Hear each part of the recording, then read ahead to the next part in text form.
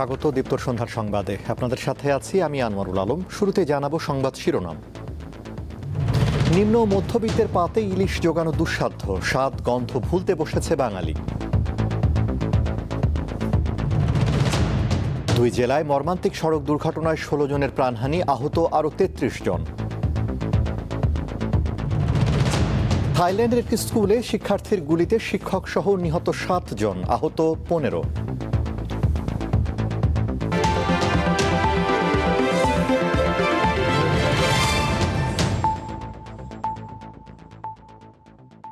এবারে বিস্তারিত। ইলিশের স্বাদ গন্ধ বহু আগেই ভুলতে বসেছে বাঙালি। বিশেষ করে নিম্ন মধ্যবিত্তের পাতে ইলিশ জোগানো দুঃসাধ্য হয়ে পড়েছে। তাই অন্য মাছের দিকে বাধ্য হয়ে ঝুঁকলেও দামের কারণে হাত মুখ দুটোই পুড়ছে ভোক্তার। বাজার থেকে ১,০০০ টাকা খরচ করে মাছ কিনে খেতে পারবেন এমন পরিবারের সংখ্যা দিন দিনই কমে আসছে। বর্ষা মৌসুমে নদী, নালা, খাল, বিল, পুকুর থেকে শুরু করে সব জায়গা পানিতে ভরপুর, নেই মাছ ধরার কোনো নিষেধাজ্ঞা। তবুও বাজারে রয়েছে মাছের দাম নিয়ে অভিযোগ। শ্রাবণের শেষ ভাগে এসে মেঘলা আকাশ আর থমথমে বৃষ্টি মনে করিয়ে দেয় এটা তো রূপালী ইলিশে ভরপুর মৌসুম। নদী কিংবা সাগরে এখন ঝাঁকে ঝাঁকে ধরা পড়ার কথা মাছের রাজার, কিন্তু রাজধানীতে মাছের বাজারে ইলিশের দাম শুনেই কুপোকাত ক্রেতা। শুক্রবার কারওয়ান বাজারে গিয়ে দেখা যায় ১ কেজি ওজনের ইলিশের দাম মানভেদে ২২০০ থেকে ২৫০০ টাকা পর্যন্ত। ইলিশের কেজি ২২০০ টাকা, ৮০০ গ্রাম ৭৫০ গ্রাম এটা মাছ পেয়েছে ১৮০০ টাকা। এটা ১ কেজির উপরে ২২০০ টাকা কেজি। আমার থেকে তো ২১০০ টাকা করে নিল কেজি। কেন যে মাছটা তো দাম থাকে আমি জানি না। আক্ষেপ শুধু ইলিশেই নয়, মাছের ঝোল খেতে এখন গুনতে হয় কারি কারি টাকা। বাইন কিনবেন ১ কেজি ১,০০০ টাকা, বাইলা বা বেলে ১,২০০, পুঁটি ৬০০ থেকে ৮০০ টাকায় বিক্রি হচ্ছে। কাসকি বুতুম হইছে ৯০০, মিনি ৮০০, এটা ৬০০। বর্ষাকাল অনুযায়ী তো দেশি মাছ মানে অনেক কম দাম হওয়ার কথা, সেখানে তো অনেক বেশি দাম। চিংড়ি মাছের দামও চলে গেছে নিম্ন মধ্যবিত্ত নাগালের বাইরে। মাঝারি সাইজে ৯০০ ও বড়গুলো ১,৩০০ টাকায় বিক্রি হচ্ছে। দেশি চিংড়ি হচ্ছে ৮০০ টাকা, হরিণা আছে ৭৫০। চিংড়ি নিলাম, ওইটা ৮০০ টাকা দাম, কিন্তু একটু সামান্য একটু বেশিই আছে। পাবদা কিংবা রুই কাতলার কেজিও ঠেকেছে ৫০০ টাকার ঘরে। আর ছোট মাছের বড় দাম শুনেই ফিরে যেতে হয় ক্রেতাকে। পাবদা মাছ ৫০০ টাকা, বোয়াল মাছ আছে বড় বোয়াল ৮০০ টাকা কেজি। তারা ব্যবসায়ী, তারা তো বলবেই কম, কিন্তু আমরা তো কিনতেছি, আমরা তো জানি কত দাম। এমন চড়া দামের জন্য নানা অজুহাত শোনালেন বিক্রেতারা। মাছ তো এখন বর্তমানে কম হিসাবে মাছের দাম ঠিক আছে। মাছ ২ পরে কমে দেবে কেজিতে ২০০ টাকা ১৫০ টাকা, অন্ত নাই গিয়া বর্ষা পাওয়া যায় না। দামের ক্ষেত্রে বাজার ভেদেও রয়েছে পার্থক্য। বাটা মাছ আছে ৩০০, ৩৫০, আর রুই মাছ যেগুলো ২ কেজি এগুলো ৪০০-র মধ্যে বিক্রি হয়। মোটামুটি তো রিজনেবলই মনে হচ্ছে আমাদের কাছে। মাছের দাম নিয়ে নিম্ন আয়ের মানুষের অভিযোগ থাকলেও উৎপাদনের দিক দিয়ে কিন্তু বাংলাদেশ ক্রমান্বয়ে উন্নতি করছে। জাতিসংঘের খাদ্য ও কৃষি সংস্থা FAO এর তথ্য বলছে, মাছ সহ জলজ প্রাণীর উৎপাদন বা চাষে বিশ্বে ৫ম স্থান ধরে রেখেছে বাংলাদেশ। স্বস্তিকা সিংহ, দীপ্ত সংবাদ, ঢাকা। দেশে ২ জেলায় সড়ক দুর্ঘটনায় প্রাণ হারিয়েছেন কমপক্ষে ১৬ জন। এর মধ্যে বগুড়ায় ৭ এবং সিলেটে নিহত হন শিশুসহ ৯ জন। এ ঘটনায় অন্তত ৩৩ জন আহত হয়েছেন। দুই বাসের সংঘর্ষে এমন ভয়াবহ চিত্র সিলেটের ওসমানীনগর উপজেলার কাশিকাপন এলাকার দয়ামির অংশে। প্রত্যক্ষদর্শীরা জানান, শুক্রবার সকালে ঢাকাগামী ইউনিক পরিবহনের একটি বাসের সঙ্গে বিপরীত দিক থেকে আসা সিলেটগামী বেঙ্গল স্লিপার কোচের মুখোমুখি সংঘর্ষ হয়। দুর্ঘটনায় ঘটনাস্থলেই ইউনিক পরিবহনের ৭ জন যাত্রী নিহত হন। পরে আহতদের উদ্ধার করে সিলেট ওসমানী মেডিকেল কলেজ হাসপাতালে নেওয়ার পর কর্তব্যরত চিকিৎসক এক শিশুসহ আরও ২ জনকে মৃত ঘোষণা করেন। এর আগে একই দিনে ভোর ৫:৩০টার দিকে বগুড়া সদর উপজেলার এরুলিয়ায় বাস চাপায় ৭ জন নিহত হন। আহত হন আরও কমপক্ষে 15 জন। পুলিশ জানায় ঢাকা থেকে নওগাঁগামী একটি যাত্রীবাহী বাস নিয়ন্ত্রণ হারিয়ে সড়কের পাশে থাকা একটি বৈদ্যুতিক খুঁটিতে ধাক্কা দেয়। এ সময় ওই এলাকায় কাজের সন্ধানে বেশ কয়েকজন শ্রমিক অপেক্ষা করছিলেন। নিয়ন্ত্রণ হারানো বাসটি তাদের চাপা দিলে ঘটনাস্থলেই 3 জন নিহত হন। আহতদের উদ্ধার করে হাসপাতালে ভর্তি করা হলে সেখানে আরও 3 জনের মৃত্যু হয়। বগুড়া থেকে যে নওগাঁ অভিমুখে একটি বাস সাপহতি আলী পরিবহনের একটি বাস কিন্তু যাচ্ছিলেন, যার পথে তারা দ্রুত গতিতে যাওয়ার কারণে নিয়ন্ত্রণ হারিয়ে একদম শ্রমিকদের উপরে উপচে পড়ে। জনগণের দাবি, দুই পাশে ঘনবসতি এলাকা, বাজার, মানুষের খুবই চলাফেরা। এই যে পরিমাণ লোক দেখতেছেন, দৈনিক বিকালে এই পরিমাণে লোক দেখা যায় এখানে প্রতিনিয়ত দুর্ঘটনা ঘটে যাচ্ছে। আমরা লাশ এখানে যে 3 জন ছিল, আমরা তাদেরকে হাসপাতালে পাঠিয়েছি। আর আহত ঘটনাস্থলে 3 জন মারা যায়, সেই 3 জনকে পরে পাঠানো হয়েছে। আর ঘটনাস্থলে আহত হয় 14 জন, তাদেরকে চিকিৎসার জন্য স্থানীয় লোকজন সজ্জিয়ার রহমান মেডিকেলে পাঠায়। পরে গতি নিয়ন্ত্রকের দাবিতে বগুড়া নওগাঁ আঞ্চলিক মহাসড়ক ঘণ্টাব্যাপী অবরোধ করে রাখেন স্থানীয়রা। সানজিদা স্নিগ্ধা, দীপ্ত, বার্তাকক্ষ।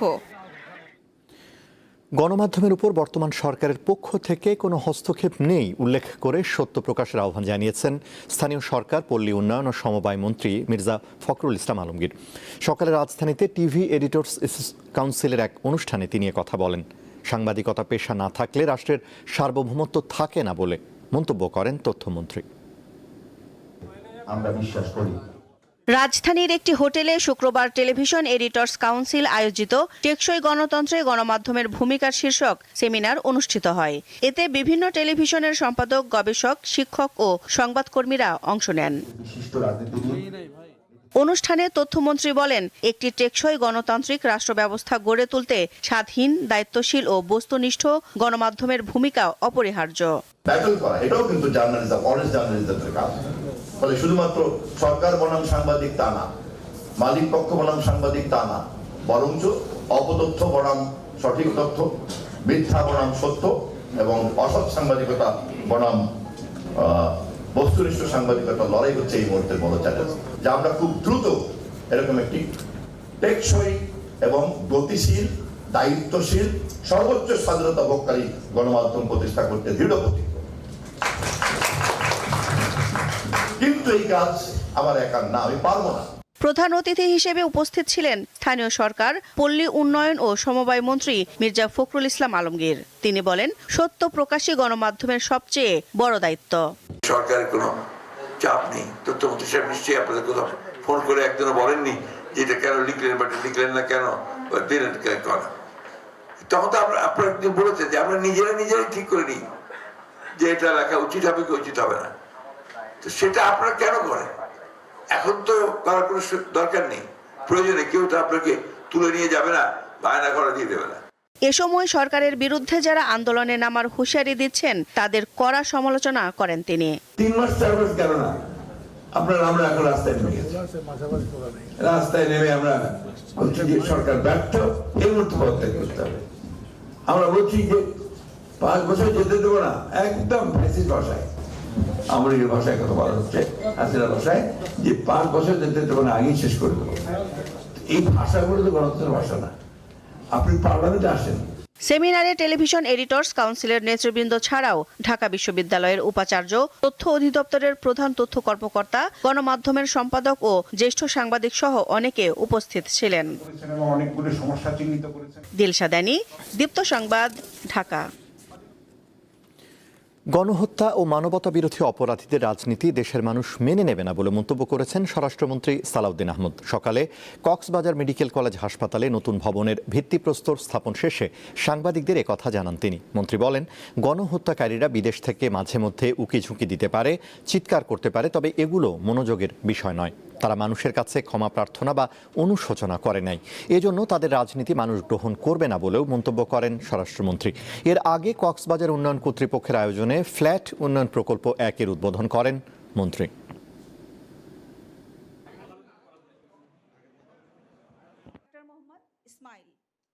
ওই সময় মাঝে মধ্যে আওয়াজ টাওয়াজ দিয়ে থাকে, এগুলা তারা চেষ্টা করছে বাংলাদেশে কোনো অস্থিরতা সৃষ্টি করা যায় কিনা। এগুলো বাংলাদেশের মানুষ কখনো গ্রহণ করবে না। যারা গণহত্যা এবং মানবতা বিরোধী অপরাধের দায়ে দায়ী, যে জন্য তাদের কোনো অনুশোচনা নাই, বাংলাদেশের মানুষের সামনে ক্ষমা প্রার্থনা করে নাই, তাদের কোনো রাজনীতি বাংলাদেশের মানুষ এলাও করবে না কখনো। অল্প সময়ের মধ্যেই সরকারের বিভিন্ন কর্মকাণ্ডে জনগণ অতিষ্ঠ হয়ে উঠেছে বলে মন্তব্য করেছেন বিরোধী দলীয় নেতা শফিকুর রহমান। তিনি বলেন, দেশে বর্তমানে কোনো সুশাসন নেই। সকালে বাগেরহাট সার্কিট হাউসের সম্মেলন কক্ষে স্থানীয় সাংবাদিকদের সঙ্গে মত বিনিময় সভায় জামায়াতে ইসলামের আমির এসব কথা বলেন। এ সময় বিদ্যুতের ভুতুড়ে বিল নিয়ে সরকারের কড়া সমালোচনা করেন তিনি।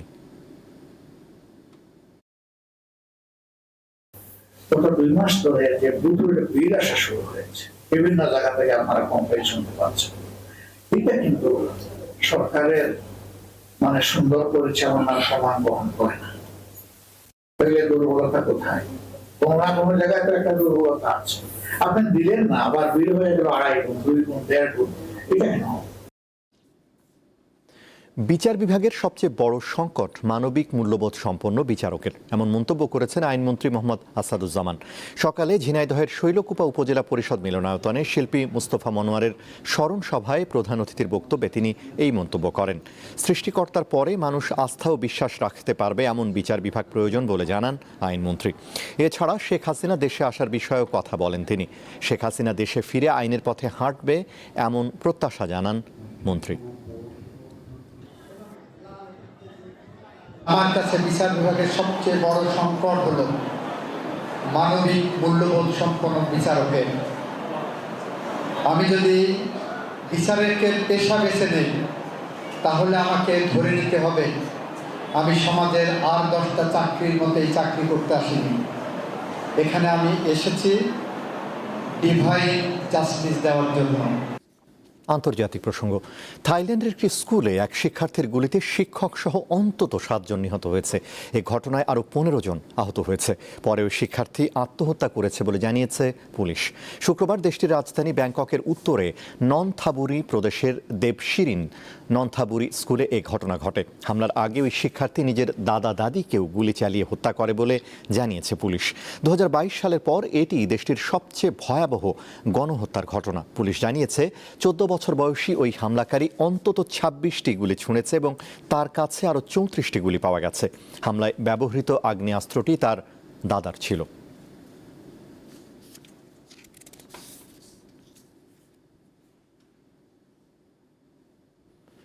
যুক্তরাষ্ট্র ইরান যুদ্ধ উত্তেজনার মধ্যে ত্রিপাক্ষিক প্রতিরক্ষা চুক্তিতে সই করল সৌদি আরব, তুরস্ক ও পাকিস্তান। তবে কি ওয়াশিংটনের নিরাপত্তা গ্যারান্টিতে ভরসা হারাচ্ছে মিত্র দেশগুলো, যার কারণে নিজেরাই গড়ে তুলল নিরাপত্তা বলয়, নাকি এর পেছনে রয়েছে অন্য কোনো রহস্য? এসব নিয়ে আদ্যোপান্ত জানাচ্ছেন তৌহিদুর রহমান। যুক্তরাষ্ট্র ইরান যুদ্ধে টানা 5 মাসেরও বেশি সময় ধরে টানটান উত্তেজনা বিরাজ করছে পশ্চিম এশিয়ায়। হরমুজ প্রণালী, লোহিত সাগর ও এডেন উপসাগর দিয়ে নিরাপদে বাণিজ্যিক জাহাজ চলাচলে অনিশ্চয়তাও কিছুতেই কাটছে না। এমন উত্তপ্ত পরিস্থিতির মধ্যে ত্রিপক্ষীয় প্রতিরক্ষা জোট গঠনে তড়িঘড়ি করতে দেখা গেল সৌদি আরব, তুরস্ক ও পাকিস্তানকে। যুদ্ধ উত্তেজনার মধ্যে যৌথভাবে 3 মার্কিন মিত্র দেশের প্রতিরক্ষা সহযোগিতা জোরদারের পদক্ষেপটি রহস্যের জন্ম দিয়েছে। জনমনে ঘুরপাক খাচ্ছে হাজারো প্রশ্ন। এর মধ্যে যুদ্ধ কূটনীতি কোনো কিছুতেই ইরানকে বাগে আনতে না পারায় যুক্তরাষ্ট্রের নিরাপত্তা গ্যারান্টির উপর মিত্ররা ভরসা হারাচ্ছে কিনা তা নিয়ে জল্পনা চলছে। অনেকেই মনে করছেন ইরানে হামলা চালানোর পর মিত্র দেশগুলোকে তেহরানের পাল্টা হামলা থেকে রক্ষায় ব্যর্থ হয়েছে ওয়াশিংটন।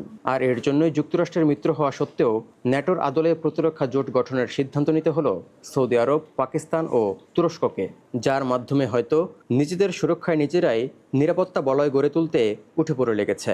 ন্যাটোর সদস্য দেশ তুরস্ক, পারমাণবিকভাবে শক্তিশালী দেশ পাকিস্তান এবং জ্বালানি ও অর্থনৈতিকভাবে শক্তিশালী দেশ সৌদি আরবের এই প্রতিরক্ষা জোটের রূপরেখায় কী রয়েছে তা নিয়ে জনমনে কৌতূহল জন্ম নিয়েছে। সংশ্লিষ্ট সূত্রের তথ্য বলছে, যৌথ সামরিক মহড়া, গোয়েন্দা তথ্য আদান প্রদান, যৌথ সামরিক সরঞ্জাম উৎপাদন এবং উন্নত সামরিক প্রযুক্তি হস্তান্তর মূল লক্ষ্য। আর ত্রিপক্ষীয় জোট গঠনের সিদ্ধান্তকে 2025 সালে হওয়া সৌদি আরব ও পাকিস্তানের দ্বিপক্ষীয় প্রতিরক্ষা চুক্তির সম্প্রসারণের পদক্ষেপ হিসেবেও দেখা হচ্ছে। এর মধ্য দিয়ে গোটা এশিয়া এবং মুসলিম প্রধান অঞ্চলের ভূ রাজনীতি এবং নিরাপত্তায় আমূল পরিবর্তন আসতে পারে বলে মনে করছেন বিশ্লেষকরা। তৌহিদুর রহমান, দীপ্ত, বার্তাকক্ষ। খেলার খবর, নারী টি-20 এশিয়া কাপে একই গ্রুপে পড়েছে চিরপ্রতিদ্বন্দ্বী ভারত ও পাকিস্তান। বৃহস্পতিবার টুর্নামেন্টের সূচি ও গ্রুপ বিন্যাস প্রকাশ করেছে এশিয়ান ক্রিকেট কাউন্সিল। আগামী 28 আগস্ট সংযুক্ত আরব আমিরাতে পর্দা উঠবে 8 দলের এই আসরের। ফাইনাল অনুষ্ঠিত হবে 13 সেপ্টেম্বর। 8টি দলকে 2টি গ্রুপে ভাগ করা হয়েছে। এ গ্রুপে রয়েছে ভারত, পাকিস্তান, থাইল্যান্ড ও হংকং। বি গ্রুপে খেলবে বর্তমান চ্যাম্পিয়ন শ্রীলঙ্কা, বাংলাদেশ, সংযুক্ত আরব আমিরাত এবং ইন্দোনেশিয়া।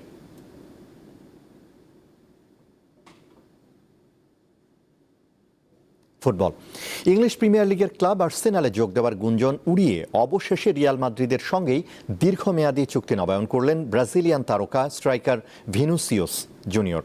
2032 সালের 30 জুন পর্যন্ত স্প্যানিশ জায়ান্ট লস ব্লাঙ্কোসে থাকছেন তিনি। বৃহস্পতিবার এক আনুষ্ঠানিক বিবৃতির মাধ্যমে বিষয়টির সত্যতা নিশ্চিত করেছে রিয়াল কর্তৃপক্ষ। সম্প্রতি ভিনিসিয়াসকে কিনতে বেশ আগ্রহ দেখায় ইংলিশ ক্লাব আর্সেনাল।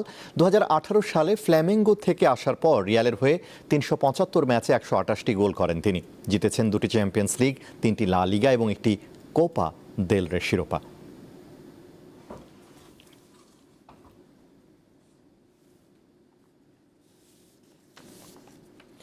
শেষ করব দীপ্তর সন্ধ্যার সংবাদ, তার আগে সংবাদ শিরোনামগুলো জানাবো আরও একবার। নিম্ন মধ্যবিত্তের পাতে ইলিশ জোগানো দুঃসাধ্য, স্বাদ গন্ধ ভুলতে বসেছে বাঙালি। 2 জেলায় মর্মান্তিক সড়ক দুর্ঘটনায় 16 জনের প্রাণহানি, আহত আরও 33 জন। থাইল্যান্ডের একটি স্কুলে শিক্ষার্থীর গুলিতে শিক্ষক সহ নিহত 7 জন, আহত 15।